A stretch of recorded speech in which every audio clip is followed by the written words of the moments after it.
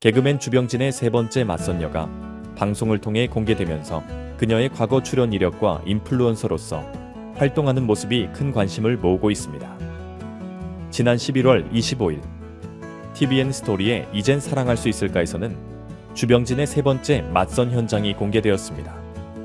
54세인 맞선녀 김규리는 1970년생으로 그 나이가 믿기지 않을 정도로 동안 외모를 자랑하며 주병진을 놀라게 했습니다.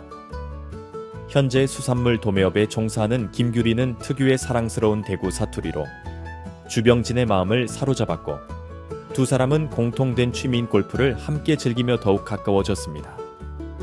하지만 방송이 나온 후 네티즌들은 김규리가 과거 2022년 채널A의 몸신에 출연한 인물이라고 밝혀 화제가 되었습니다. 당시 방송에서 김규리는 자신을 대구 미스코리아 출신으로 소개하며 30년 동안 24인치 허리둘레를 유지했다고 자랑하기도 했습니다.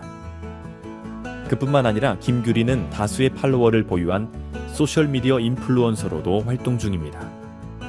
개인 계정에서는 디지털 크리에이터라는 직업을 소개하며 건강, 뷰티, 동안, 비결 등을 알리는 콘텐츠를 공유하고 있습니다.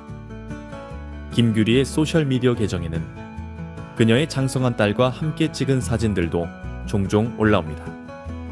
왼쪽이 엄마야, 오른쪽이 엄마야 라며 동안 외모를 강조한 글을 올리기도 했죠. 그러나 이런 배경이 공개되자 김규리의 소셜미디어 활동을 본 일부 네티즌들은 주병진한테 사기친 거 아니냐 라며 의혹을 제기하고 있습니다. 또한 이 사람은 결국 유명인과 엮이려는 의도가 있는 것 같다, 진정성이 부족한 맞선녀 같다 는 등의 비판적인 댓글도 달리고 있습니다. 한편 주병진은 과거 성폭행 누명 사건으로 큰 상처를 겪은 후 오랜 시간 방송 활동을 쉬었습니다.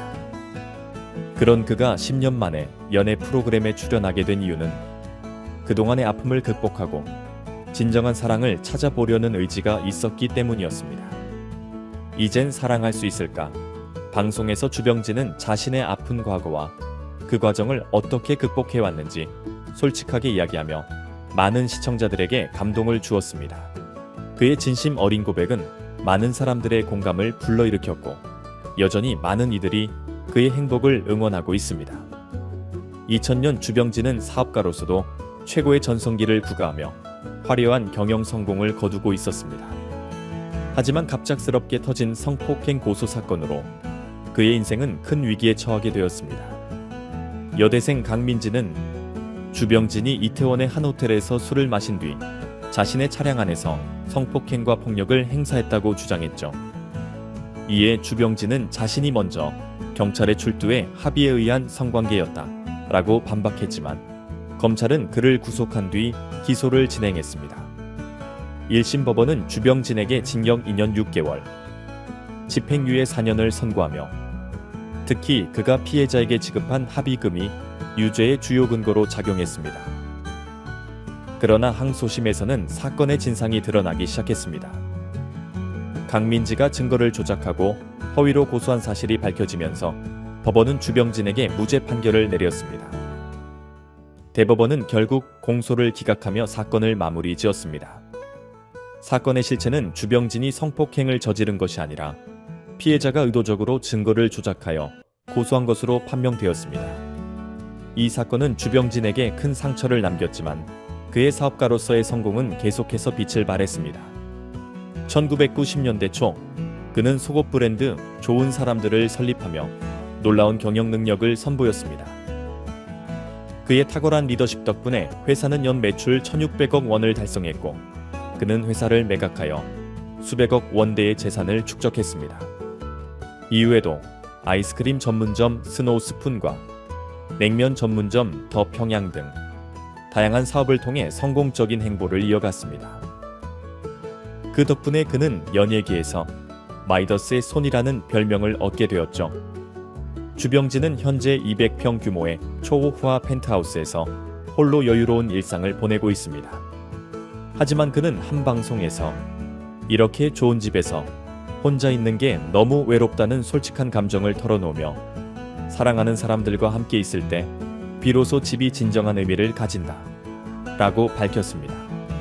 외로움 속에서 느낀 것은 결국 가족과 사랑의 소중함이었다고 강조한 주병진은 자신이 그토록 갈망해온 것은 화려한 물질적 풍요가 아닌 따뜻한 가정과 사랑이었다고 말했습니다. 이번 방송에서 주병진은 결혼정보회사의 지원을 받아 맞선 상대인 최지인과 처음 만났습니다. 최지인은 숙명여자대학교 미술대학을 졸업하고 아나운서로 활동하면서도 동시에 화가로서 예술적 성취를 이룬 인물입니다. 2013년 한국미술상까지 수상하며 여러 전시회를 열며 예술계에서도 큰 주목을 받은 그녀는 주병진과의 첫 만남에서 눈이 맑으시다는 칭찬을 받았습니다. 이에 최지인은 사랑을 줄 수 있는 사람이라고 생각한다며 화답하며 두 사람의 만남에 대한 기대감을 더욱 높였습니다. 최지인의 가정도 그만큼 화제를 모은 부분입니다. 그녀의 아버지인 최강주는 장군 출신으로 하이트진로 부사장과 석수 퓨리스의 대표이사를 지낸 인물로 널리 알려져 있습니다. 현재는 플루티스트이자 수필가로 활동하며 다양한 분야에서 두각을 나타내고 있습니다. 주병진은 과거의 어려움과 트라우마, 그리고 사업의 성공으로 사랑과 결혼을 미뤄왔습니다. 하지만 이번 방송에서 그는 그동안의 마음속 아픔을 솔직하게 털어놓으며 젊은 시절 성공을 위해 사랑을 뒤로했던 자신에게 이제는 돈보다 마음의 평안을 주는 가족이 필요하다는 깨달음을 얻었다고 말했습니다. 화려한 경력과 수백억 원의 재산을 이루었지만 그가 진정으로 원했던 것은 다름 아닌 사랑과 따뜻함이었습니다. 주병진의 이번 출연은 그가 과거의 상처를 치유하고 진정한 사랑을 찾기 위한 첫걸음을 내딛는 순간을 보여주었습니다. 어려움을 극복하고 다시 일어선 그의 모습은 많은 사람들에게 큰 감동을 안겨주었고 그의 새로운 시작을 응원하는 목소리가 쏟아지고 있습니다. 주병진은 어렸을 때부터 가수의 꿈을 꾸며 그 목표를 향해 끊임없이 도전해왔습니다. 1978년 그는 가수로서 첫 발을 내디딘 셈인데 그 해 해변가요제에 참가하며 꿈을 향한 첫 발걸음을 떼었죠. 이후 그는 쉘브루의 가수 선발대회에 도전하기도 했습니다. 하지만 무대에서 노래 가사를 잊어버리는 실수를 하게 되면서 순간적으로 당황하게 되죠. 그 상황을 어떻게든 넘기기 위해 주병진은 특유의 유머로 대처했고 이 모습을 본 심사위원 이종환은 그의 위기 대처 능력과 순발력에 감탄하며 방송인으로서의 가능성을 발견했습니다. 이종환 덕분에 주병진은 라디오 DJ로 방송계에 발을 들이게 되었습니다. 이후 TBC에서 방송을 시작한 주병진은 금방 주목을 받으며 방송인으로서의 입지를 다지게 되었습니다. 그런데 진짜 큰 전환점을 맞이한 건 1988년 MBC의 일요일 밤에서 주 MC로 활약하게 되면서였습니다. 그가 이끌었던 프로그램은 단숨에 큰 인기를 끌었고 노사연, 김은국, 이경규 등 당시 최고의 패널들을 데려와 프로그램을 더욱 흥미롭게 만들었습니다.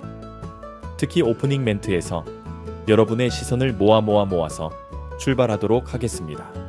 라고 외치며 유행어를 탄생시켰죠.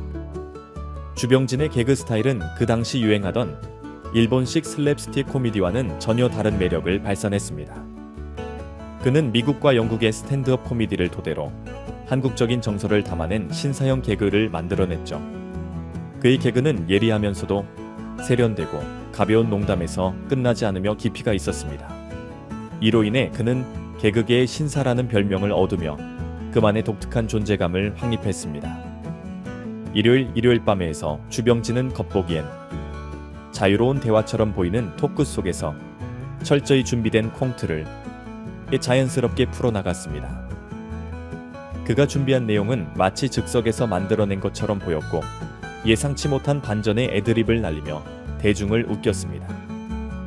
그의 뛰어난 연기력과 예리한 입담은 오늘날에도 여전히 신선하게 느껴지며 최근의 예능 프로그램들과 비교할 때 그만큼 세련되고 깊이 있는 유머를 선보였다는 평가를 받고 있습니다. 당시 방송을 보던 사람들은 그가 단순히 웃음을 유발하는 개그맨이 아니라 상황을 빠르게 파악하고 감각적인 웃음을 만들어내는 진정한 예능의 달인이라는 생각을 했을 것입니다. 이번 영상 여기까지입니다.